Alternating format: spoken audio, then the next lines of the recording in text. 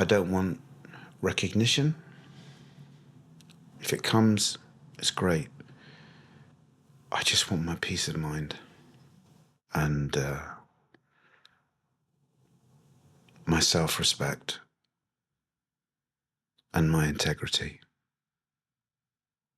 And if I've got those three, I think I'm winning. Hello, my name is Eline Perez and you're listening to Are You an Artist? Today's episode is with Mark Lockyer and it's about acting, creating a play and mental health. It's a real honor to welcome someone with such depth of experience and talent to the podcast.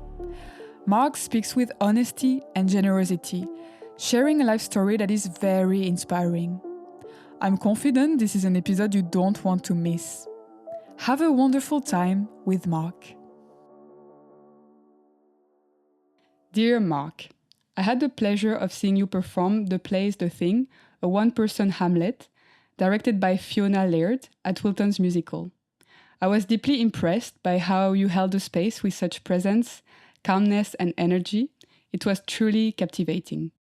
You are widely recognized for your work with the Royal Shakespeare Company and the National Theatre, but your craft extends well beyond the stage to film, television, voice work, and of course, your first solo piece, Living with the Lights On, in which you share your experience living with bipolar disorder. It's a true honor to welcome you to the podcast. Thank you so much for joining me. To begin, I always start with the same question. Mark, are you an artist?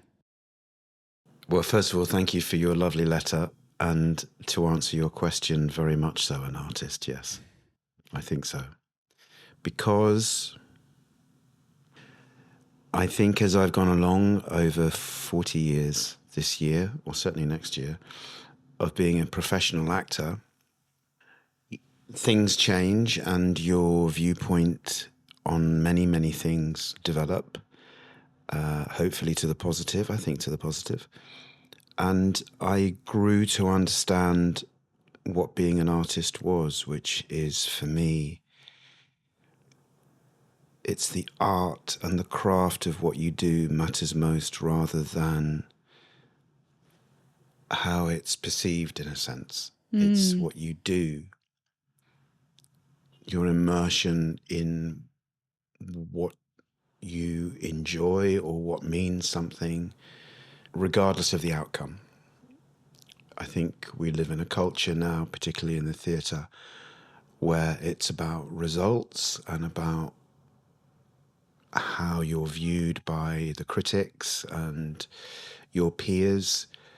That has a place, of course, but when you devote your life to something that means something to you, then I think you can really define that as being an artist, yeah. And do you remember how it all started for you when you were a child? Yeah, I do, very clearly. And then I don't think my journey into being an actor is that unique, really. I mean, I was maybe 10 or 11 and just starting secondary school and getting into lots of trouble. I was very rebellious, very unruly, and my grandmother said to me, I think the boy needs something to take his mind off, you know, something to do. And so I was taken to the local theatre club, which was on a Sunday night from 5 until 9. And from the first moment I walked in there, I knew that that's what I wanted to do. Wow. I knew from about 12 that I wanted to be an actor. Absolutely. And I can remember vividly going, well, why would I want to do anything else? I mean, I remember saying to a careers teacher, I want to be an actor and I want to go to RADA and that's what I want to do. So you already knew where you wanted to go as well? Yeah, I did, yeah. And he laughed at me and I thought, that's okay, you can laugh.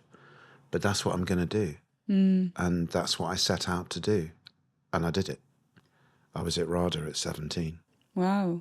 I got in at 17. How does it work? Do you audition? Yeah, I auditioned in the year of 1982 And they were very aware that I was very young, and they put me through about 3 auditions over about 6 months. And then eventually they gave me a place. And I started in September 1983, and I was just 18 because I have a birthday in August. So. And did you grow up in London or? No, I grew up in Guernsey in the Channel Islands. So you had to come to London as well to... Well, I came to London from the Midlands here, where my parents moved. But yeah, I wasn't born in London. Okay. I had to start a life for myself. But I came to London on my 17th birthday, actually. Ah. Yeah, I wasn't living in my parents' house and then got a place at RADA. I was already living in London, and I was working. I was working as a cocktail barman. Oh, wow. In an all-night restaurant, which is now not there anymore, in New Burlington Street off Regent Street. Oh, wow. I used to go to work at 9 o'clock at night, make cocktails, underage. I mean, can you believe it? This is like 1983, 1982. And and go home at 7 o'clock in the morning. I can remember many mornings walking down Regent Street because I had a flat.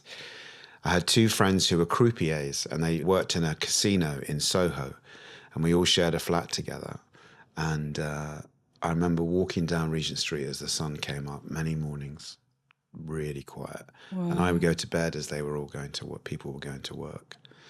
And yeah, it was, London in 1982 was a very different place to the one it is now. I mean, here we are in King's Cross. King's Cross wasn't like this. King's Cross was dowdy, rough, prostitutes, drugs. Maybe some things haven't changed, but the decor, the place has been spruced up. Covent Garden wasn't like it is now. Covent Garden was still a market. I can still remember flowers, fruit stalls. Oh, wow. And I remember one of my first memories of Covent Garden was, and I remember feeling so kind of debonair, like having a cappuccino in the piazza in Covent Garden while people were juggling and dancing and stuff like that. I just remember thinking that was the best thing. You know, it wasn't sustainable because I knew exactly what I wanted to achieve. And once I'd got it, that summer before I started at RADA, I went home to my parents and then started at RADA. And it was an amazing first year. I mean, I remember some of the things that I saw. There used to be a club in London called Subway, which was a transvestite club. But like at 2 o'clock in the morning, the whole club would turn out. I mean, I'd never seen anything like it. These men, very beautiful actually, in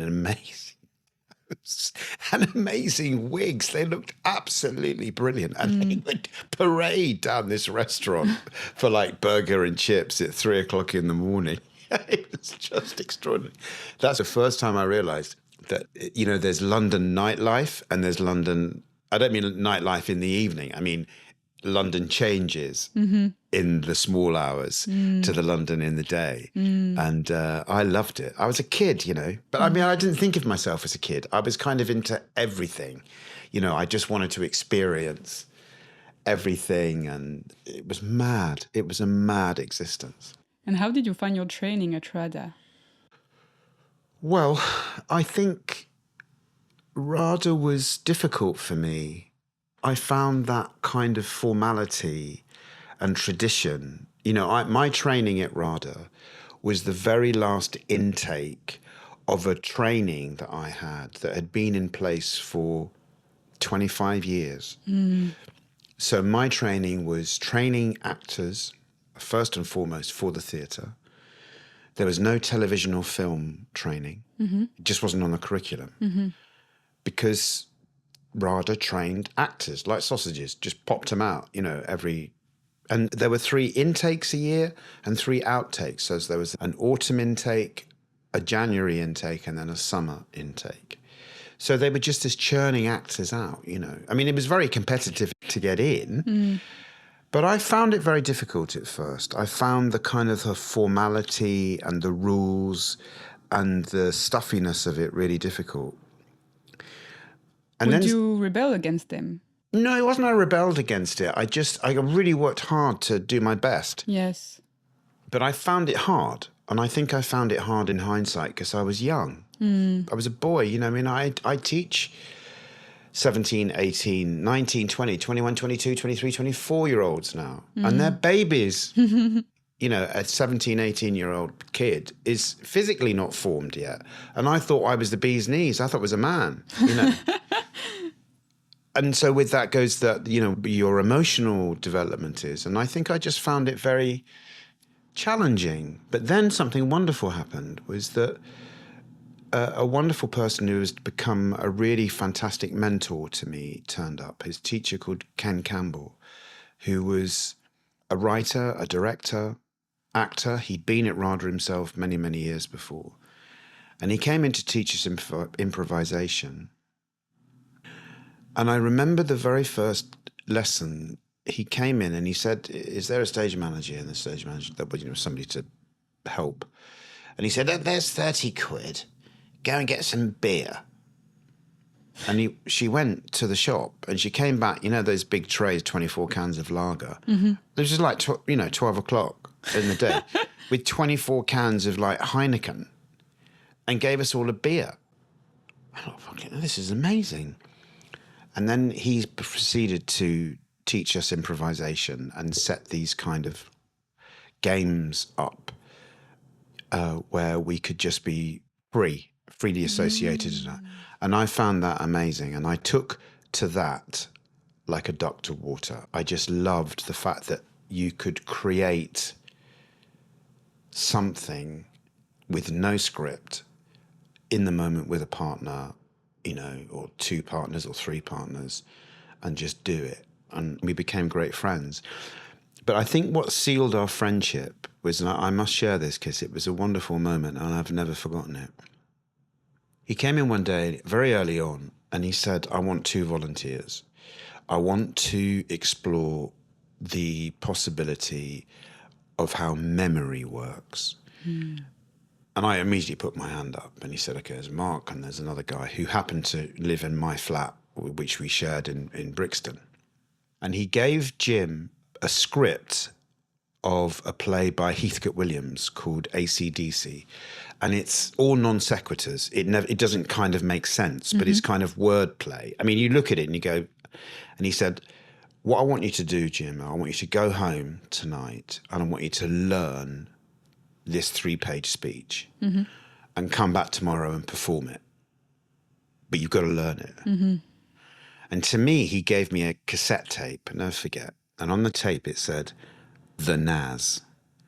The Naz is American hip jive for Jesus of Nazareth. And it was a 6-minute recording of a comedian called Lord Buckley. He was a white man, but he made his living in the 50s, America, by telling the great stories of the world, Jesus of Nazareth, the invention of the wheel, but he did it in American hip jive, right? And I'll do a bit for you. This is how it opens. He goes, okay, all you cats and kitties out there jumping and a-wailing and a-wibbling on each other, batting each other on the back and hip-pin who the greatest cat in the world is. Mr. Malencar, Mr. Dallencar, Mr. Eisenhower, Mr. Oozeries, and Mr. Wiseries, and Mr. Woodhill, and Mr. Beecham, and I'm going to put a cat on you. Who was the coolest, the strongest, the spaniest cat that ever jumped on this jumping green sphere? And they called your cat the Naz. Now, the Naz was a carpenter's kitty, and he come on so cool and so with it that when he laid it down, habong, it stayed there. Now so you get the gist, right? So I'm listening to this in my little flat in Brixton, going, how am I going to learn this? I'm never going to learn this. Anyway, cut to, I wake up and Jim, it's so funny, Jim was in his bedroom next door to me and I'm in mine. And I wake up and it's 5 o'clock in the morning. I had this big ghetto blaster with a cassette. I was fully clothed. I wake up and I'd obviously just fallen asleep listening to this tape. And the pair of us, we went in, to RADA the next day on the tube from Brixton up to Warren Street. And we were like, we're never going to do this. We're never going to do this. I know. Yeah. So Jim got up first and he did the AC/DC. And within like 30 seconds, it was just a disaster. I mean, he hadn't failed. It wasn't a question of failing. It was an experiment. I got up. And I would say that I had remembered 85% of it. Oh, wow. And what I did there was as clear as what I did it that day, and I've never forgotten it. That's crazy. Yeah. So he was attuned to something. And there's only ever been 2 moments in my life when I was performing where I felt like I was flying, that somehow I was opening my mouth and the words were coming out. But it wasn't like being possessed, but it was like something was happening, like I was flying, like I was being held. And it happened that morning. And the second time it happened was the very first time recently when I very, very, very first performed the one-person Hamlet at the National Theatre Studio. The night before, I didn't know whether I'd remember it, but I got on stage in the big space of about 40 people invited. It wasn't a public performance, it was, internal. But I was prepared. I was going to do the whole thing. And as soon as I opened my mouth, I remembered it was just an amazing feeling. And me and Ken became great friends. And what's so lovely is that he remained my friend until the day he died, which was only 10 years ago. Oh, wow. And he has been the greatest inspiration to me because he made me realize that anything is possible creatively, anything, and rules are there to be broken. In fact, you have to break rules. Anybody that says it's like this, I personally will subvert it, because nobody's got an ownership on anything. People think they have an ownership. They want an ownership. They believe they have an ownership of things. But as Samuel Beckett said, the only thing on stage is the voice and the body. The rest is irrelevant or an addition. Hold on to that. And I was so blessed because then I didn't sail through RADA after that, but I realized that all I had to do was get out of RADA, finish the training and get on with being a professional and working with people like Ken. And even when I went to the Royal Shakespeare Company, first in 1993, I remember being in a bit of a tight spot creatively. I was in a production of The Tempest. I was playing Stefano, the butler. And, usually a boring part. Nobody understands it. And I had 2 real brilliant comics either side of me, David Troughton and David Bradley. And I remember going, what would Ken do here? I know what he'd do.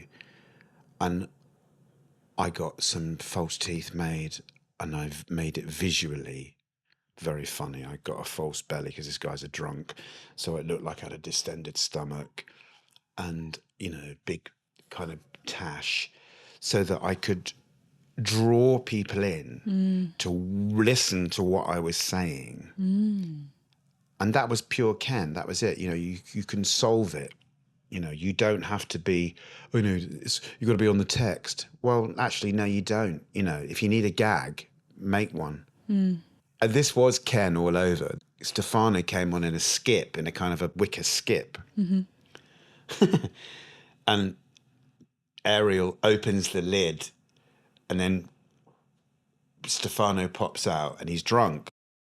And I had this gag where I pissed all over the stage, but I had a fairy liquid bottle, detergent bottle, secreted with water, turned round to the stage, got it out, and then from the back it looked like I was having a piss.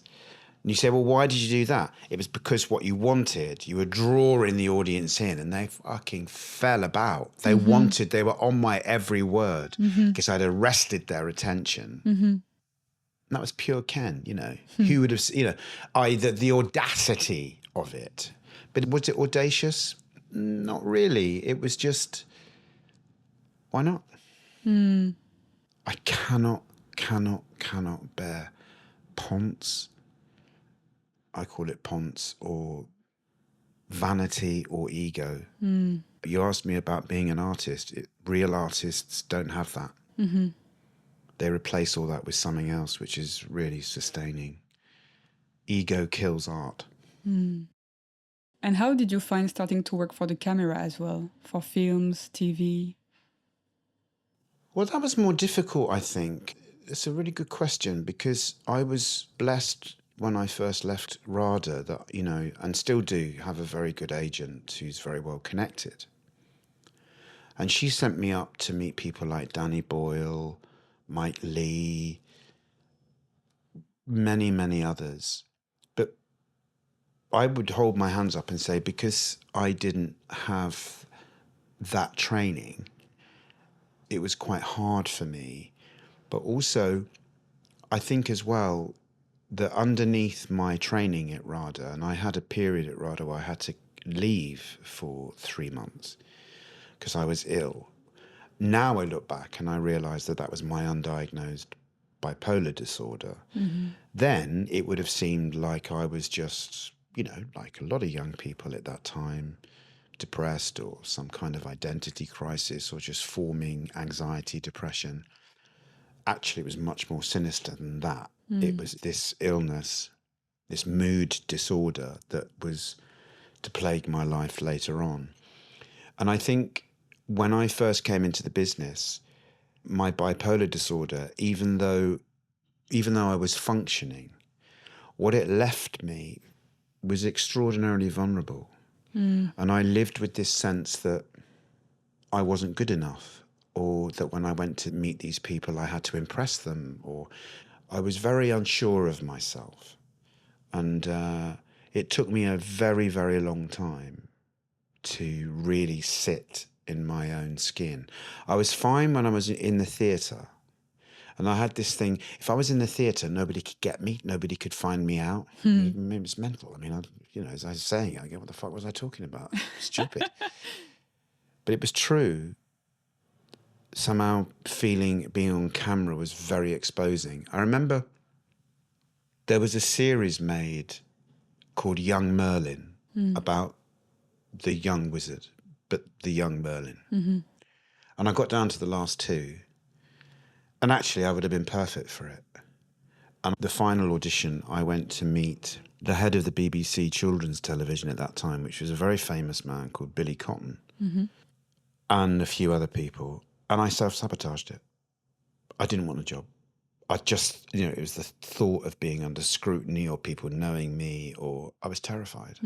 What was I terrified of? I don't know. But I was. So I predominantly hid, I feel, in the theatre. And it wasn't until, I've done some things, but in my latter career. But I think what's really sad is that when you're in your mid-20s to your early 30s as an actor, you're kind of in your prime for TV and in castability. I mean, when you get older, you can play all sorts of different things. And I missed that because, number one, I just wasn't there because, I had a horrible breakdown when I was 30. But also, I just wasn't ready for it. Even if I was functioning, I just couldn't. And now I don't care. I don't give a shit. Don't care. And so, writing your own play, Living with the Lights, was this the first time that you wrote? Yeah. How did you feel? I didn't write it. I created it orally. I didn't write a word of it for 3 years till I transcribed it down. I went to my friend Ken. I said, Ken, I think I've got a story about what has happened to me. And for the first time in my life, I feel I've got something to say. And he said, whatever you do, don't write it down. And he showed me a way that I could structure. He said, write down each event in the story on a postcard, a heading. So in Living with the Lights On, basically what happens in the beginning is the main event is there's a phone call to me from the artistic director of the Royal Shakespeare Company.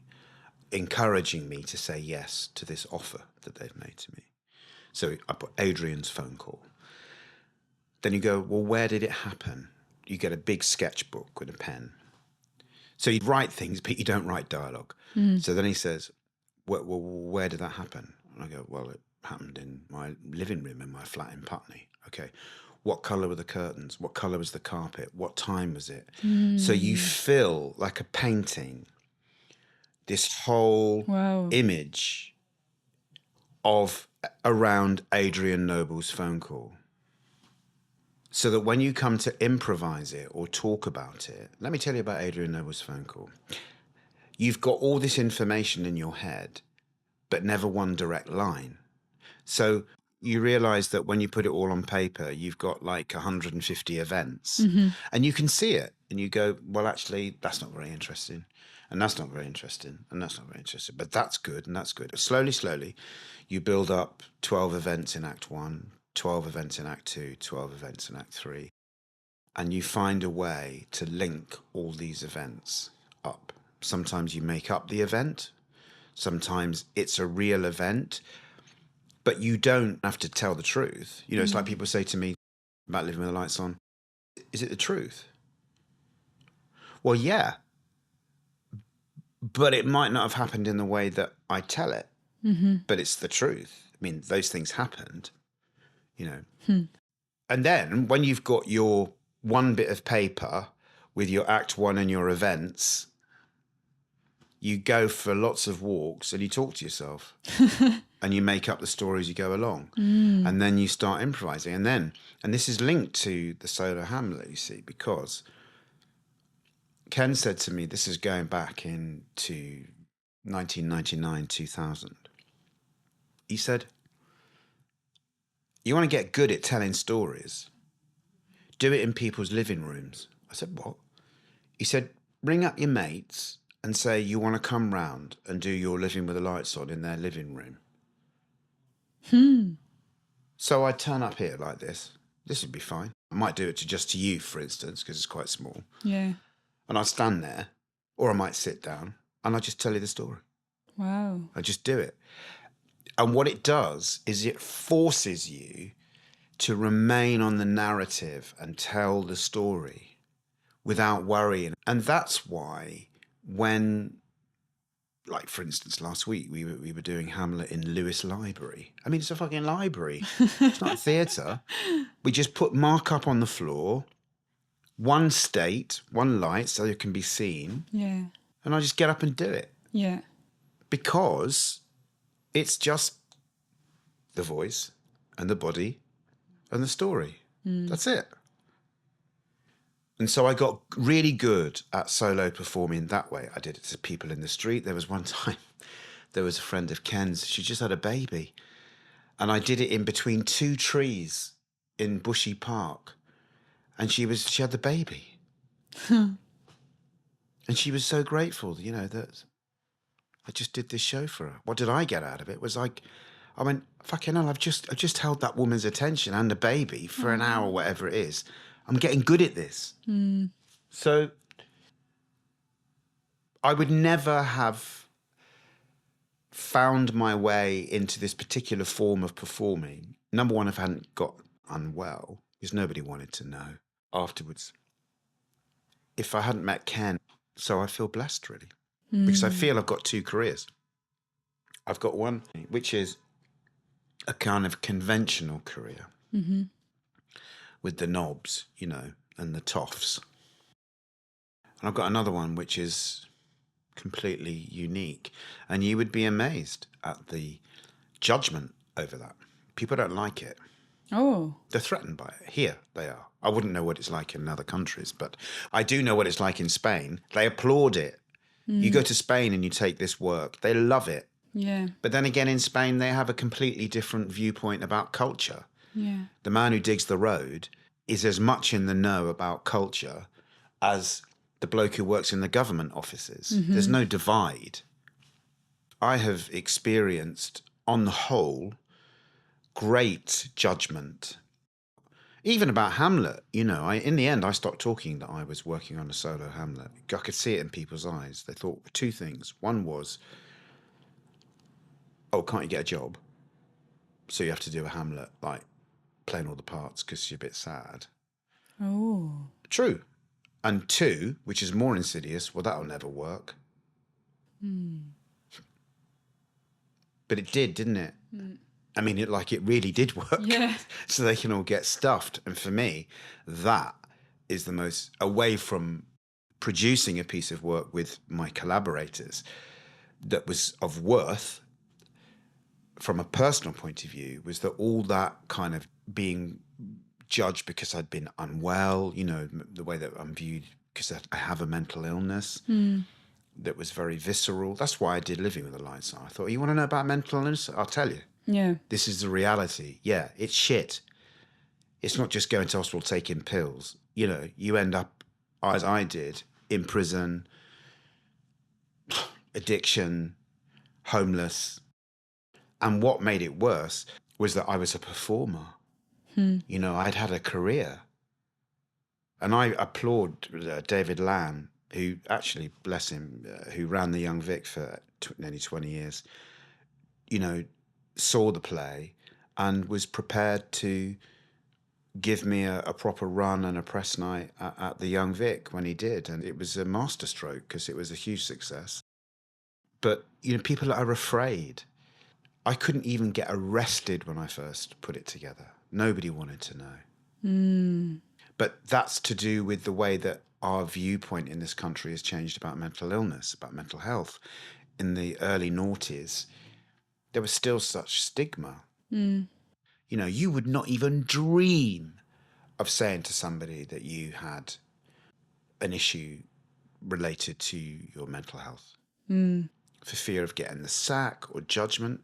I don't think it's perfect now, but it's a whole lot better. It's getting And more importantly, from a point of view of artists, when I fell ill in 1995 at the Royal Shakespeare Company, there was nothing in place to support me, just as there was nothing in place when I got ill at RADA. Now you go to RADA, you've got 7, 8, 9 floating counsellors that you can talk to in private, you know, anonymously. What made me laugh about going back to the RSC in 2016, I have to fill out a mental health declaration form, you know, because they're going to look after me. I mean, how fucking ridiculous is that? But I was part of that. My show, Living with the Lights On, was part of that. That it wasn't only speaking about the stress on normal people, of which I am essentially, of course, but on performers. There's no pastoral care for performers. Oh, well, if they're not well, just get rid of them, put the understudy on, you know. I went to a doctor in Stratford in 1995 and I said to him, I don't think I'm very well. He said, what do you mean you're not very well? I said, well, I just, you know, I'm not sleeping and I'm not eating and I'm scared all the time. I'm terrified about going on stage. And he said, what are you worried about? Pull yourself together. He said, you're at the RSC. You're playing Mercutio in Romeo and Juliet. You should be proud of yourself. You should be grateful. Fucking idiot. That's crazy. It is crazy, but it's people's ignorance and the fact that I wasn't diagnosed with bipolar disorder at 19 and put on the right medication. I had to go to prison to be diagnosed. I was diagnosed with bipolar disorder in the hospital wing of Belmarsh Prison. And I had gone around the houses looking for help. With misdiagnosis here, misdiagnosis there, put on the wrong medication that would be useless. Because then, unless you were a top professional, which they happen to have in Belmarsh, bipolar disorder itself was a very, very difficult illness to diagnose. It was a very frightening to lose everything in my life, which I have, but got it back again twice. Not once, twice. 95 when my bipolar disorder was all over the place, but then to realise that, you know, in 2009 I had alcoholism. I didn't realise that I had serious addiction problems. And to have to come to terms with both those things has been very, very difficult. But you can do it. But it takes time. I remember saying to a very good psychiatrist, a community psychiatrist actually once, I said, I'm writing this play about bipolar disorder and my mental illness. What message in it could I give to other people? And he said, please tell people that they get better. People get better, I think it's dreadful that the media twist things around. I mean, it is awful what's happened when you hear about people murdered in the community and stuff like that. And, this word schizophrenic is bandied around. Well, actually, the reality is that there are thousands and thousands and thousands of paranoid schizophrenics who live a very, very happy life as long as they take their medication. Not every schizophrenic is a murderer. It's just these freak incidents that happen. But clearly as well, and it's not a surprise to me, and I know this for a fact, the mental health services in this country are at breaking point. Yeah. Because there are so many people in need, and it sprang from COVID. Yeah. But we veer from the point, I think. Do you have inspirations or recommendations? Do I have inspirations? Yes. For myself or for other people? Yeah, I don't know, people whose work you follow. Oh, I see. Or like a book you've read that inspired you, or a movie you've seen. Yes. I loved the work of Peter Brook. I saw a show called The Valley of the Astonishments at the Young Vic in 2016. And what I loved about Peter Brook's work was the simplicity of something. And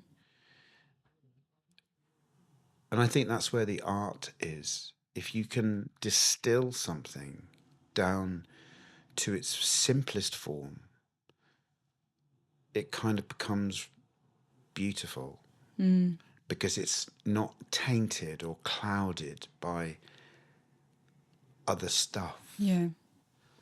So I loved what he did. I think it's very important to, I'm reading a book at the moment. I'm reading The 100 Years' War by a man called Jonathan Sumption. Now, who's a historian and then he was a high court judge. It's really hard going, but it's kind of brilliant. And I think it's very important for young people, young artists, to involve themselves. I was at the opera on Monday. I had a friend who was directing an opera and I got in for nothing. I couldn't afford to go.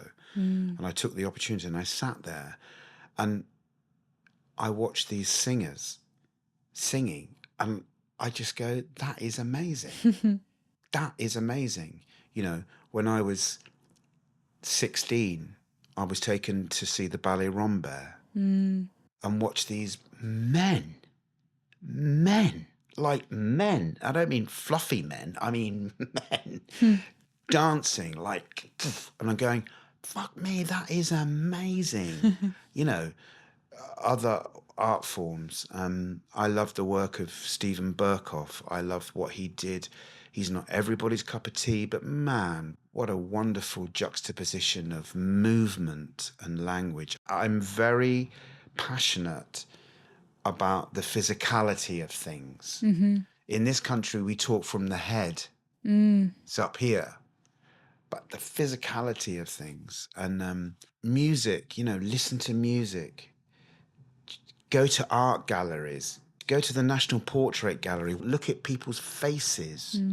There's stories in everything. Yeah. Don't be exclusive because everything feeds. Listen to the news. Listen to what's going on. Listen to different kinds of news because some will tell you one thing which you might not agree with, but there's another. Be present what's going on. Yeah.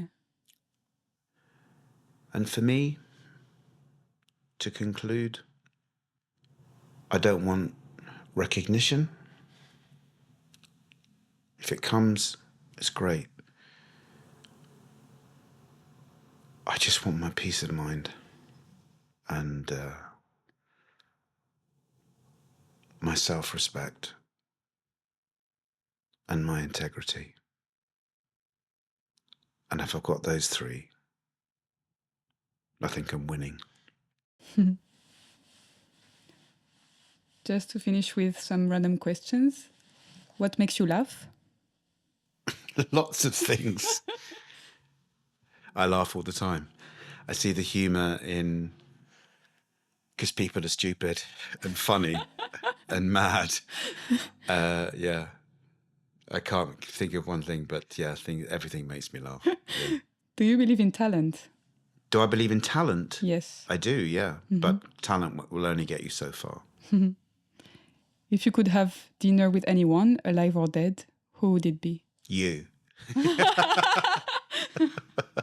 That's the first time someone says this.